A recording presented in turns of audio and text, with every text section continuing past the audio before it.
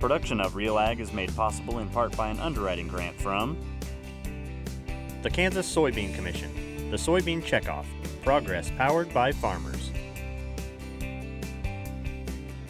I keep reading about engineered corn, but I don't know what that means. Spring water, purified water, what's the difference? Is imported beef safe for my family? Consumers want to know the facts about the products they buy. That's where Real Ag comes in. From plant to plant and from pasture to plate, Kyle Bauer and the Real Ag crew find the facts to help you sort the truth and help you understand Real Ag. Now here's your host, Kyle Bauer. Sometimes a food, sometimes decoration, sometimes a pesky weed. The sunflower is our topic today on Real Ag.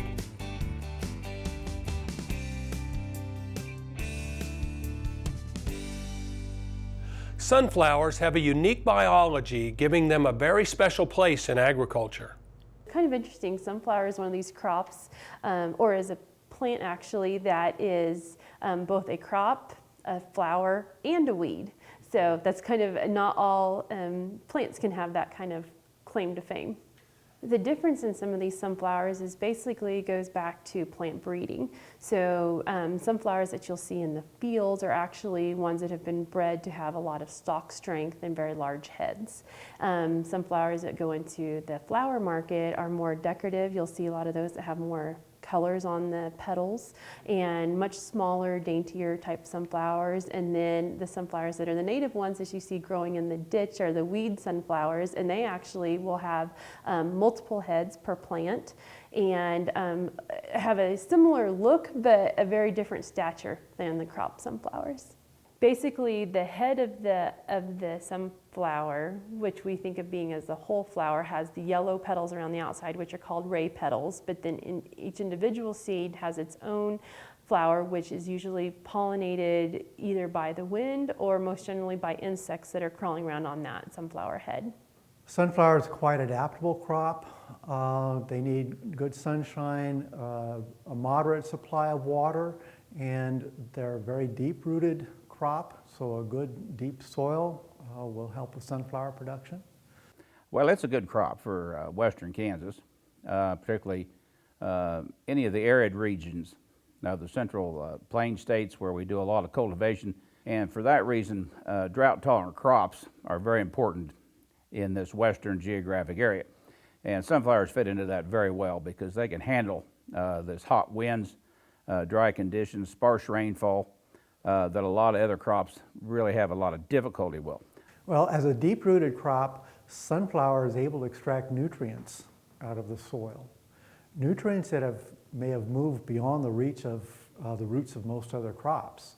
So sunflower can be a very good scavenger for residual nitrogen or other nutrients. Also, sunflower does not require a lot of inputs. There are some herbicides we can use in season for weed control. But it's not a very demanding crop as far as inputs, and so that's helpful for the environment as well. Sunflowers actually do use a little bit less moisture, and they will use it for lower, they will root deeper and go lower in the soil profile to pull that moisture. So if producers are in a situation where they think they will have drought stress or limited water, then they'll go look at sunflowers just because they have lower water requirements.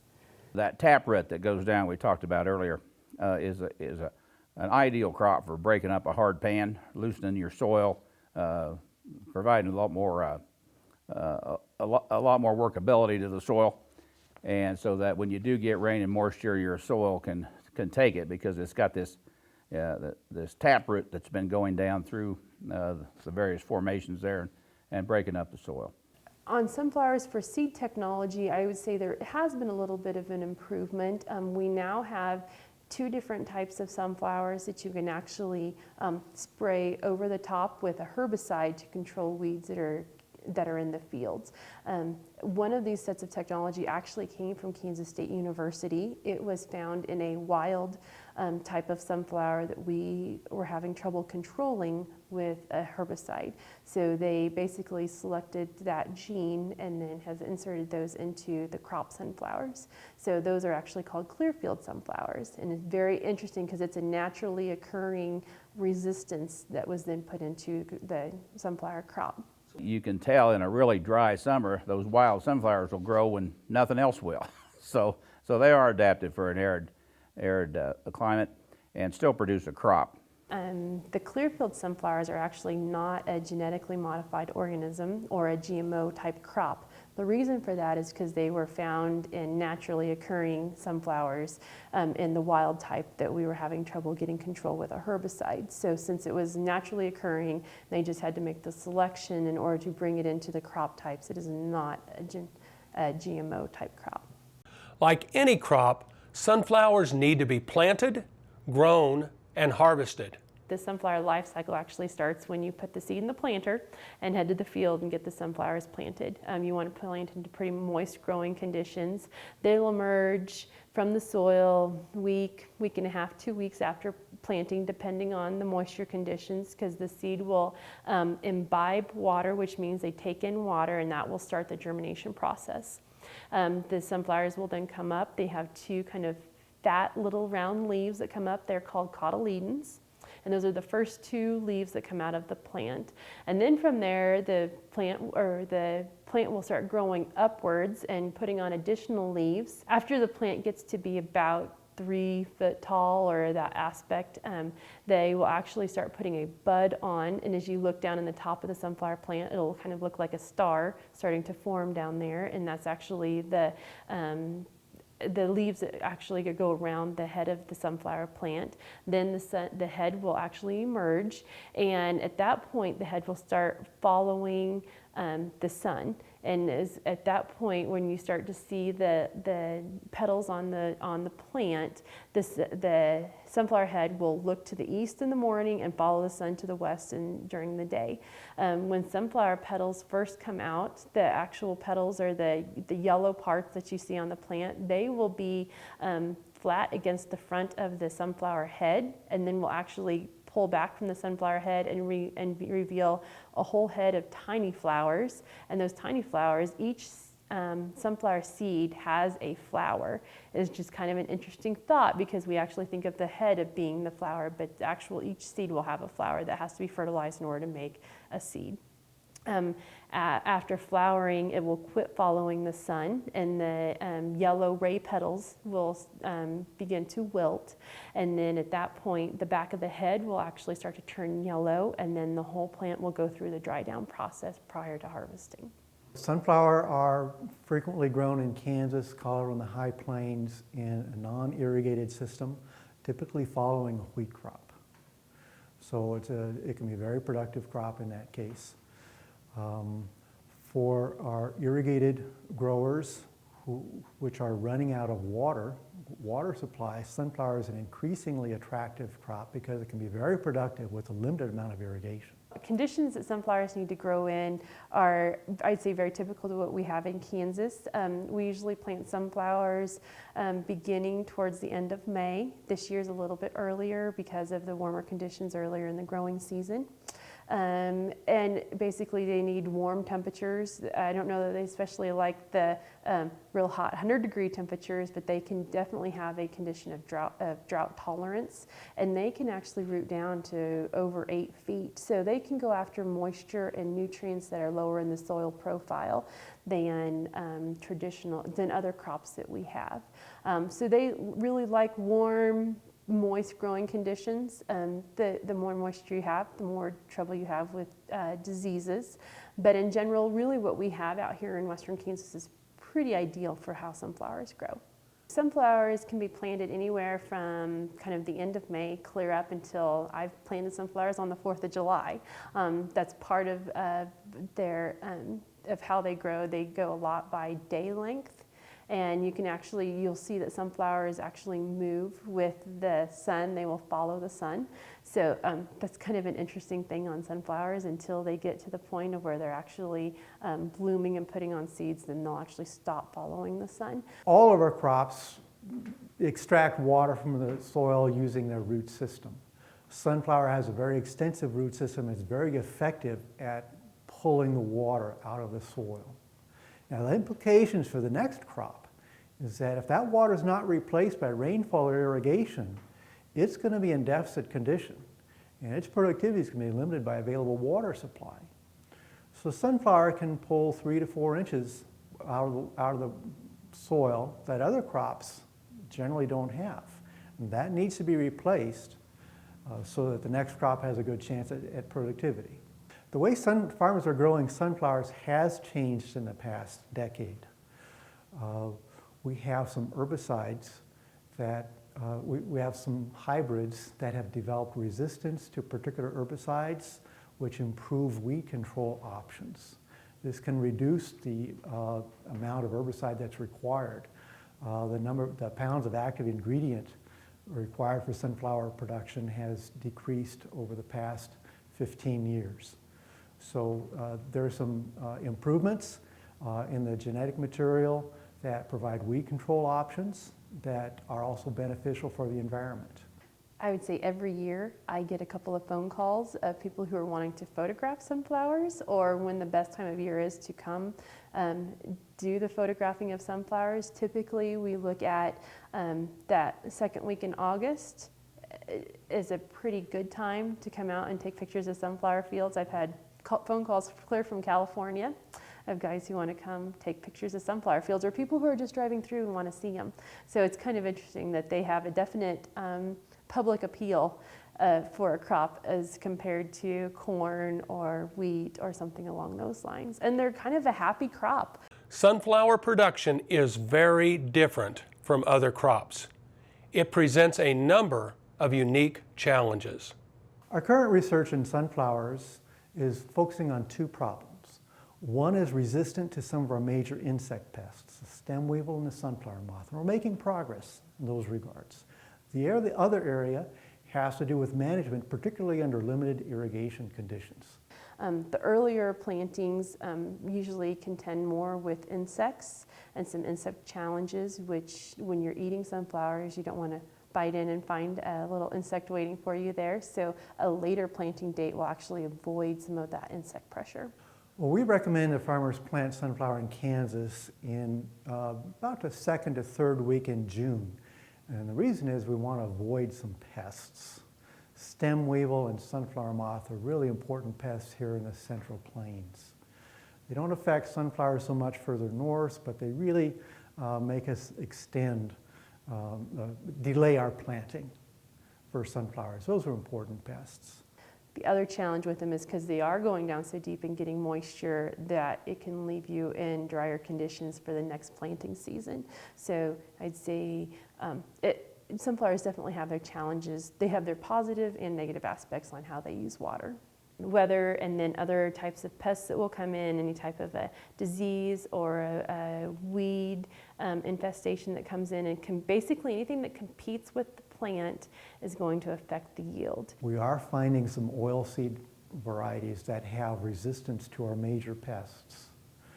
When we find these materials and are able to release them and breeders are able to incorporate this resistance into hybrids, then farmers may be able to plant sunflower earlier, which is a more advantageous planting time. Sunflowers are farmed for their seeds. Farmers cultivate 2 different types of sunflowers, each with a different type of seed. There's actually 2 types of sunflowers. We have an oil type sunflower and a confection type sunflower. Now the oil types, as you would guess, go into the oil market, and so a lot of that is actually sunflower oil that you can buy in the grocery store. Now the confection sunflowers are ones who have larger seeds and actually have the striped jackets on them, and the striped jackets confection seeds are actually the ones that you eat when you go to ball games. In general, the confection sunflowers are under a lot of irrigation in northern areas where we have more rainfall, and then the oil types are probably more that are on dry land, but they are also put under irrigation and put in more rainfall. The confections, why we put them in higher rainfall areas or under irrigation, is because we're really going for a seed size and a larger seed size. So we don't want weather or drought stress to be an effect on those. Confection sunflowers are eaten as a snack food, and that's a very important component of the demand for sunflower, both in the U.S. and internationally. Our confection sunflowers are grown as a snack, and so they're going to be appealing for consumers for different snack traits. For example, I understand that in Spain, they prefer a large seeded sunflower. So the confection sunflowers will be adapted to different types of consumer preferences. We're a confectionery sunflower plant. We clean and size the confectionery sunflowers. Probably 50% of our business is domestic, and the domestic business is growing more all the time. We developed over the last few years a long type sunflower. It's much longer than a traditional sunflower. That's what the Spaniards really prefer, is the long type. They eat them one at a time. They don't stick them all in their mouth at one time, so they stick them one at a time and crack them. That's been around about 3 years. That is all goes to Spain. The Spaniards prefer what we call a 22/64. It's a round hole. It's the size of a hole in a mesh screen. That seed will stay above, and that's what that will go for. Anything through that round hole screen will go down into another screen hole that is 20/64 round hole, and will be domestically for the domestic use. Anything through that 20/64 round hole and over a 16 round hole screen will be dehulled out of its shell, and then anything through a 16 round hole screen will become bird food. The industry as a whole has lots of different confectionaries, from short ones to ones that grow more of a white color versus some hybrids out there that are almost just black. So there is numerous different hybrids out there. Well, the sunflowers come in. The first piece of equipment that hits is called an aspirator. It goes through an aspirator which takes off a lot of the fine dust. From that piece of equipment, it goes down to what is called a Texas shaker. It will split the crop somewhat. We'll take some of the big sticks, pulp out of it, and some more of the fines. From there, it will go through what is called a destoner, which will remove rocks, corn, soybean, anything that's potentially heavier than a sunflower. From there, it goes up to where we start grading with our round holes and start breaking the size down into 4 different products. From there, it will go through a stick machines to remove any sticks. From there, it will go through what we call a burr machine. If there's any cockleburrs in it, we'll remove the cockleburrs. From there, it goes over another set of screens with air pulls that's taking some fines out, finishing touch on some sizing issues that you have to meet specs on. From there, it goes down to a gravity table, which separates by weight with air and shaking. We'll take any more of the fines out. From there, we'll go to a color sorter, where it is electronically eyed, and any imperfections from there, from corn to some of the sticks and some of the the head pulp, and we'll remove it from there. And from there, it will either be put in bags or be bolt up for domestic use. Oil seeds are just that, seeds that can be used to create sunflower oil. The oil seeds are producing about 42% oil, and that's where we produce the cooking oil. And when you do that process of producing cooking oil, you actually produce 2 products. oil being one and the meal being the other. And the meal is a very highly digestible, high protein cattle feed, livestock feed, chicken feed, that kind of thing. The oilseed meal, which is used as a livestock feed, is a byproduct. But the primary value of our oilseed production is its contribution to human nutrition. Monounsaturated fats is what people are striving to put into their bodies because of the healthful benefits. And high oleic acid is 82% monounsaturated. One of the components of the fatty acids is the oleic acid content. And this is an unsaturated fatty acid. And for high oleic, 80% of the oils are composed of this fatty acid. The oleic fraction affects both its nutritional value, its health impacts, and as well as cooking properties. I love sunflower oil because it has a light taste and it has very high frying capabilities as well. I use it in my kitchen for everything from sauteing vegetables to deep fat frying foods, frying chicken. I use it in all of my yeast breads. The one thing that I think the taste is not a benefit would be in a light cake, like anything that's in what we call an open-celled product that's light and fluffy. The taste, the sunflower taste comes through in that, and I don't prefer it in those things. Sunflowers are a business. There are a lot of steps that need to happen between the field and the kitchen. When a farmer raises a crop, basically he's paid on the pounds that he delivers, and if you are producing oil type sunflowers, then you'll be paid a premium if you have a percent oil that's over what their standard is.